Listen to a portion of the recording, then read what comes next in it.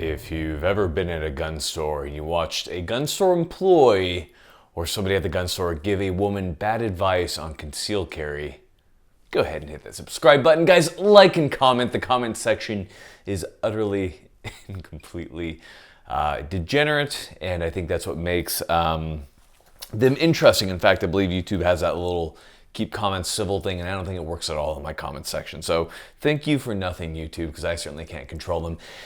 The biggest supporter of the channel right now is Big Daddy Unlimited. Big Daddy Unlimited is like the Costco of the gun world. First month is 99 cents. Super cheap products. Trigicon RMRs are super cheap and other things as well. Get in there, check them out. I recommend them because I believe in them, and as should you. If you're looking for sick bags and gloves and other soon-to-come very interesting products, Vertex, 25% off with Garand Thumb, of course, ALX ammunition for ammo, and of course, one of my favorite cool sponsors right now is Orbital Computers. They went ahead and they sent a super sick, fast computer for me to do editing with and asked that I just take a moment to talk about them. So let's thank them by checking out their website. I believe my discount gets you a certain percentage off. I want to say it's like 5%, but it helps. In any case, I've been gaming hardcore on Modern Warfare with it, so thank you, Orbital Computers. You guys kick ass. Ladies, gentlemen, of course, my never forgotten but very misunderstood Harriers, including the VTOL variants. Welcome to the channel. Today we're going to be talking about, quite possibly, one of the fastest, quickest, maybe even the best 9mm rifles slash pistol caliber carbines on the market currently. So that is the GAP GMR-15. This is a very interesting firearm. So first off, this is a rifle. This isn't one of these weird pistol things. So it is 16 inches overall length on the barrel. Unfortunately, we have to abide by that. It feeds 9mm. Very interesting design. So before we get into this, as I always do, full disclosure. So if you're not familiar with the channel, I talk about what my relationship is with the company. That way you guys know there's not any funny business. So JP, cool dudes. How I met them was I was walking through NRA show. Don't agree with the NRA, by the way. And one of the Marines over at JP stopped me and said, hey, let's do videos. And I was like, don't you guys make competition rifles? They're like, yes, but they fuck. So would you like to check them out? And I said, you know what? That sounds pretty good to me. Let's go ahead and let's check some stuff out. So I've done a couple reviews. I did a review on the SCR-11, and now I'm finally doing a review on the GMR-15. One of my favorite things is I actually received this rifle right after I commissioned. So if you don't know anything about my military journey, I was originally enlisted. Then I commissioned later on, good old Mustang life. But when I commissioned is when they sent me the rifle, and they put a bunch of fairies on it, and it says, I now pronounce you LT.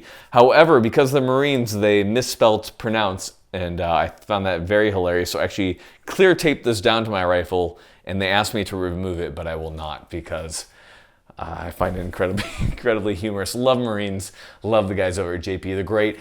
So I got the rifle, no ammo, all ammo has been provided for by LAX ammunition.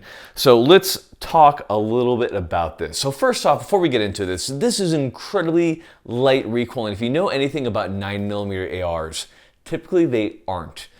Because they're typically direct blowback, and direct blowback is kind of a lazy way to handle recoil from a round. It's very reliable, but it's not the best. Compared to something like a roller delayed action, like the MP5 right here, this thing is a very smooth, very easy cyclic rate, very easy to control. Typically blowbacks suck. Very few things ever come close to the MP5. The GMR-15, just about does it. It's just about there, maybe at times better in certain situations. And they went with direct blowback. So we're gonna talk a little bit about some of their design choices. Now, there are multiple ways to get to the low recoil gang. So you can do that by an interesting operating mechanism, as in the MP5 or the MCX, or in the case of this, with direct blowback, you can do it with a variety of other very interesting mechanical means, which they have absolutely done here. So direct blowback, yes, but with some very interesting components that I think are worth taking a look at, and that definitely set this apart from other 9mm pistol caliber carbines. So to start with, we're going to go ahead and go tip to butt like we always do. And as we go through, I will talk about the different parts that help mitigate all this recoil from these particular rifles. So to start with, at the very tip here, we have the most ridiculous break I've ever seen on a 9mm gun, literally ever. So this is a 3-port comp from JP, and if you are running lighter loads, you're likely not going to see any difference through this port. Now, if you're running hotter loads through this rifle, you're definitely going to see compensation from that. Now, typical 9mm loading, probably not so much, not enough gas to really need to port, but on your hotter loadings, it definitely makes a difference. And what it also does is it does add weight out front. One thing that can be said about the GMR-15 is it is not a light boy. You can definitely make a lighter gun. However, JP's aim was to make an incredibly reliable, incredibly accurate, and incredibly fast cycling rifle. They've definitely attained that at the cost of weight. So the weapon definitely does weigh more than what you could typically build on your own, or a couple other things. We'll talk more about that. But coming in from the port is awesome when you're running hotter loads, otherwise a bit superfluous. Moving from there, we have the barrel. So the barrels are phenomenal. If you know anything about JP barrels, they are among my favorites. Actually, I'll be doing a large review coming up here pretty soon on a very interesting JP build that I've been shooting and using and all that kind of stuff. But in any case, JP barrels are crowd treated for their fitment, makes it for a very rigid, very close fit. They are button rifled, air gauge. They're just phenomenal. The point I'm making with this is, compared to many other barrels out there, there's little doubt in my mind that you're going to get every ounce of accuracy that you could possibly expect out of the ammunition that you're firing. This is without a doubt a very premium rifle, and you should expect premium accuracy from this barrel using good ammunition. Again, it's only as good as the ammo you fire through it. Fire shit ammo, you're probably not going to get amazing accuracy. Well, as best as the accuracy can be from that particular round. Given the long barrel length as well, about 14.5, you get phenomenal ballistics out of the 9mm. As phenomenal as a 9mm can get. So it's definitely pushing the edge on the performance envelope of what the 9mm can do. Just a great barrel, great port, everything works together and it is incredibly accurate. I doubt you'll ever outshoot it. Moving from the barrel, we have the handguard. So the handguard is the Mark III system from JP. As far as the handguard goes, I of course prefer MCMR handguards, LMT handguards. Thinner handguards are easier to grasp. The thing about the JP handguards is, yes, probably not my favorite, but however, I will say for competition use, which is what this was primarily designed for, this thing absolutely it's awesome. It's very easy to wrap your hand around. You have mounting positions at all sides where you can mount whatever you want. It is different from typical mounting solutions that you see, but it is very strong, very reliable, and a very, very rugged handguard system. I definitely would trust this, not only for competition, but dare I say for duty use due to the absolute strength of it. Now, a thing about this handguard is it is heavy. Like I said before, JP, when they designed this, was looking for reliability, and weight wasn't as much an issue. Now, of course, they're always not looking to make like a 15-pound gun, but you definitely can feel the weight out front when you bring this weapon up to your shoulder.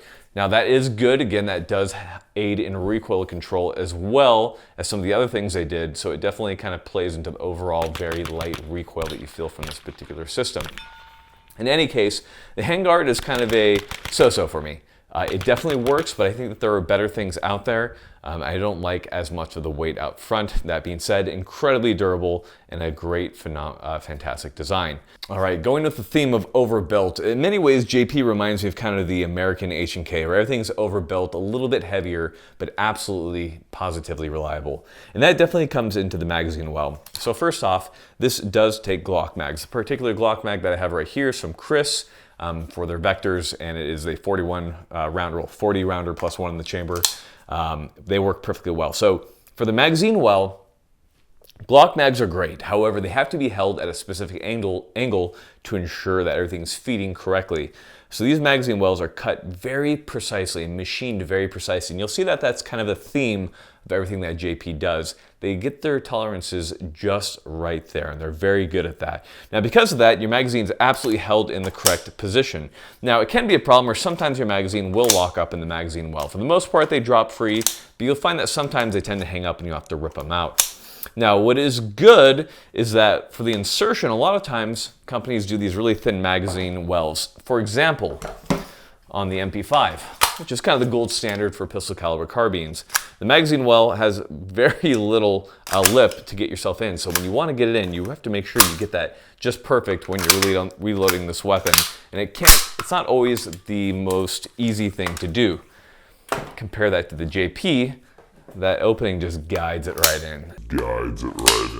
And that is perfect. So I could definitely appreciate the magazine well and everything that went into it. And speaking of the magazine well, the lower is billet, and it is incredibly well machined with a very beautiful finish. So I can definitely appreciate the craftsmanship that went into this particular rifle. I think that's something that often I overlook when talking about different builds, but it's something that's very easy to appreciate on this particular build. What comes into this as well is you have a last round hold open feature on these rifles. Now, in this particular case, I am running a prototype from way back in the day, and because of that, I do not have that feature on my rifle. But let it be known that that is a feature that is on these GMR-15s, just not on my particular rifle. NBD for me. I'd never go dry when I'm running competitions with this thing anyhow, because then you have a problem. You should be reloading and be proactive about that.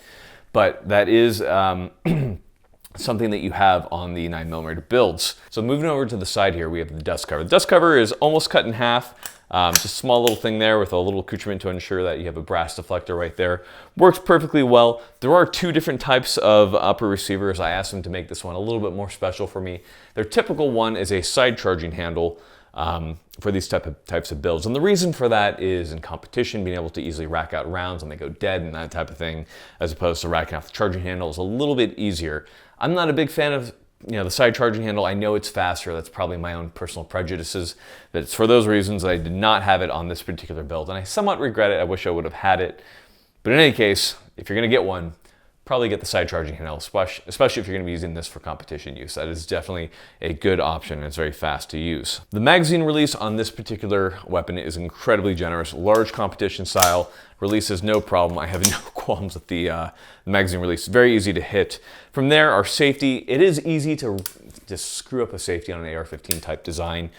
Theirs has the proper amount of the resistance, clicks into place very positively, and is precisely what I would want from a safety. So that is always a concern of mine, because I've seen other companies make very mushy, weird safeties, and it's kind of like shaking the hand of somebody when they just kind of go limp in your hand. That's what it feels like when a safety isn't like crisp and in place. So just want to make that point there. Grips, anything AR-15, that's going to be the grip right there. Oh, man. Let's talk about the trigger. So I am a huge fan of JP triggers. They're definitely up there with me, with the Geisleys and a couple others. I've become a huge fan of them. So let's go ahead and let's ghost this JP trigger together. Go ahead and put your finger right over mine, and we're gonna go to Pleasure Town. So feeling that, I have no take up whatsoever. This is a single stage trigger, which means that there's no poundage required to push past or any movement before I hit that stage where the hammer actually is released. So I'm putting 1, 2, perhaps 2 pounds of pressure, okay? And that movement was perhaps a millimeter, okay? Release, very lightly letting off. Springs right back, a very, very short let off. Again, maybe a 2 pound, probably less than a millimeter on the trigger. The one really fun thing about this trigger, that is really nice. That is a phenomenal trigger. The one thing that's really nice about this trigger is that it is incredibly easy to bump fire this in your hand. Bump firing is a technique by which you basically hold your trigger finger stationary and you pull the weapon forward. As the weapon recoils, you're able then to use that to fire and pull the trigger very fast. It's very easy and very controllable to do that with this particular rifle, and I've had a lot of fun doing it. In the beginning of the video, you probably saw me doing it a couple times. Easily put those rounds right on top of each other just due to the way this rifle recoils, and that is incredible. So a thing that we want to say about the trigger is that really short trigger pull and that really short reset definitely come into play with the entirety of this system and how it recoils. The recoil on this is incredibly gentle and incredibly crisp, is the best way to say it. I kind of describe it as about equal to the MP5 on its recoil. And the MP5 when it fires is kind of, it feels a little bit plodding. You can feel that kind of bolt cycling, and it's going, it's slowing down. That roller delayed action is a really cool feeling, and it feels like a spring gun almost. This is like that spring gun, but going at like 3 times the speed. So because of that, the felt recoil might be slightly more, but it's important to note that due to the speed of this, of how quick it cycles, it might feel to have slightly more perceived recoil than the MP5. Despite that, due to the brake, the weight out front, and a couple other things, this thing just stays right on target. I find that it does not move at all. And that's not just for me. I understand that I shoot a lot of ammunition and that type of thing. And maybe sometimes I make it look like a gun has very little recoil. And I'm not saying that I'm a phenomenal shooter at all. I have a ton of work to do. But rather what I'm pointing out is that when I've given it to people with not as much training, they do comment on how lightly this weapon recoils very favorably compared to the MP5.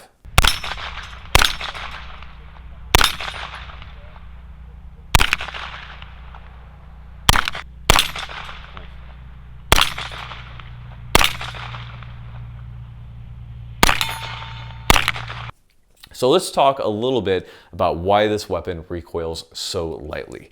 So it comes down to 2 things. We have a short stroke bolt carrier system, as well as a silent captured spring system, both of which are perhaps my favorite things from JP. The silent captured spring system, I think, is one of the greater innovations in the AR industry recently, well, not recently, in the AR industry, and really helps mitigate recoil, noise, and vibration. So in this case, the short stroke system, what it does is it essentially lessens the amount of travel necessary in the bolt. That makes for a shorter recoil cycle. That makes for a faster recoil cycle. So compared to, say, your normal JP type setup, which is still phenomenal with the silent captured spring system, this is shorter. Because of that, you might feel it might be a little bit sharper to you.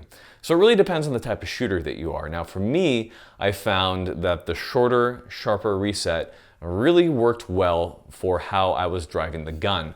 When I'm firing this, I'm very aggressive with my grip and thumb over bore all day, every day, or even C-clamping this little bitch. And when it fires, that short reset just brings it right back on a target. Not that it recoils much at all, but because of that, I have a pretty good cadence of around a 0.11 or 0.12 split. Now, there are guys who can do way faster splits than me with these types of weapons. So that isn't phenomenal, but for me it's pretty good, so I'm very happy with that. Now, besides the short stroke system, we also have the silent captured spring system. Now, if you've ever seen your AR-15 buffer systems, there's not a whole lot to it. You have your buffer, then you have your buffer spring, and that makes up the action and how it works. Now, the silent captured spring system is kind of interesting. I think it warrants popping this rifle open and taking a look at it. So compared to traditional AR-15s, there's typically a retention pin that keeps the buffer and buffer spring from leaving. On the silent captured spring system, this is absent. So as you can see right here, let me go ahead and set this down. Bear with me for a moment. A very interesting design. You can see how it recoils there. This rod comes straight up to the center of the bolt. These weights out front can be adjusted to add more or less weight depending on the type of ammunition they're using. Now for me, I'm using the middle weight as far as the amount of weight on this particular system. That seems to work pretty well with NATO spec or hotter ammo. Extremely hot, you might want to go with even a heavier buffer, or if you're running some other setup where you need more weight out there, but this works very well for me. This system is incredible in the way that it eliminates the vibration and spring and all that noise that you typically get from firing an AR-15. Now, a lot of people will say an AR-15 barely recoils, stop being a bitch, why do you need this to recoil less? Why don't you be a man and just deal with it? Well, people said the same thing when we went from the M1 Garand to the M14, from the M14 to the M16, and probably will say it again as we change calibers again to a lighter caliber or perhaps something else. The point is that people are always bitching at each other to just man up and deal with the recoil. Well, I say if we can have technology that gives us the same reliability and mitigates recoil, why don't we accept that system and just shoot laser beams all day with these rifles? That's what I'm all about. So in any case, the silent captured spring system coupled with the short stroke system from JP makes for a very short, very light recoil impulse. I'm a huge fan of this rifle. This thing cycles so fast that it lends itself to shooting fast. Again, with the MP5, when you're firing it, you can feel that bolt cycling, it's slowing you down a little, as well as a pretty shitty trigger when it comes to semi-automatic, that slows you down as well. Compared to this, you have a phenomenal trigger along with a very fast cyclic time and very flat recoil. This leads to a gun that just wants to go fast, just like Sonic the Hedgehog. Let it go fast. Just start ripping through this thing. The only problem that I have with this rifle is that I wish that I could load Glock mags faster, because I just shred through ammo on this thing. Before I know it, I'm out of ammunition, out of 41 rounds. I'm like, God, I have to sit there and just shmam those mags again all day. So this rifle, in my opinion, is phenomenal. The direct blowback system does have more recoil, typically, but is more reliable. Coupled with the short stroke system, with the silent captured spring system, you have an incredibly reliable design, proven, along with a very light recoil impulse. I am a huge fan of this system currently. Now, I will say I've talked to a couple different competitors out there, and you can fine-tune rifles more if you were to build it or something like that, but when it comes to a rifle built for you, JP is among the best. Now, I will note that the SIG MPX, which I don't have a whole lot of time on as of this video, is purported to have a recoil impulse very similar to these two rifles right here. So I will need to do that in the very near future, and at that time I will compare these three together. The JP GMR-15, the MP5, along with the PX, probably along with a couple other pistol caliber carbines as well, in a big showdown. But as of this video, the GMR-15 is absolutely perhaps one of my favorites. I love the MP5. It's a very classic look. It looks very sexy. However, this is faster, without a doubt, with about the same recoil impulse. So as much as I love the MP5, unless this thing is full auto, which this one isn't, God, I wish it was, I'm just not as fast with it. And that is the unfortunate part of the triggers on these H&K designs. They were just not well designed for semi-automatic fire. The GMR-15 rocks. Takes Glock mags, extremely reliable, highly recommended. Now they are expensive. They're running around $2,000 or so, perhaps a little more, a little bit less, depending on what you have on them. So get out there and train on them. These rifles look sick. They run fast, they make you look awesome only if you have training. Make sure you get training, guys. I've talked about it before, but if you don't get training, you're not gonna know what you're doing. You're gonna look terrible with these particular rifles. So get out there. Cogwitch, Bear Solutions, T-Rex Arms, Esoteric, Darcy, tons of great guys out there, Tony Cowden. Get experience. These gentlemen will give you knowledge, and you can become better at shooting, which is what this is all about. Everyone focuses on the tools, but unless you know what you're doing, you're just gonna get wrecked. So again, if you have this, but you have no training, and then somebody comes up on you with a high point, you're still probably gonna die. These are awesome. Make sure you get training, guys. Ladies and gentlemen, thank you for watching. I appreciate you guys so much. And as always, I've got nothing else for you guys. Know when to relax. So this was a problem for me when I was going through medical school, which I ultimately left because I did not like medicine. But in any case, a lot of times people feel like they don't deserve rest, right? They feel like they need to keep working, and you end up working yourself to the bone. So remember to take time, schedule time or spontaneous time, whatever it may be, to step away from what you do and to take a moment and to let everything settle down, whether it be a vacation, whether it be meditation, whether it be whatever it is for you. Make sure you take those moments to allow yourself to mentally reset. It's healthy and will make you a much better person. So make sure you're doing that for yourselves. Ladies and gentlemen, if you've gotten this far, that you are my Ultra fans. And as Ultra fans, you know that what helps me the most is Patreon supporters. Those funds go directly into funding these setups. Cameras, memory cards, lights, all this stuff I break all the time because I'm out in the field, I'm shooting, shit collapses, ricochets, any type of stuff happens. I wreck stuff all the time. This helps me cover production costs and helps me out quite a bit. If you're all the way here at the end, I want you guys to answer with your absolute favorite battle rifle made post 2005. Go. Love you guys.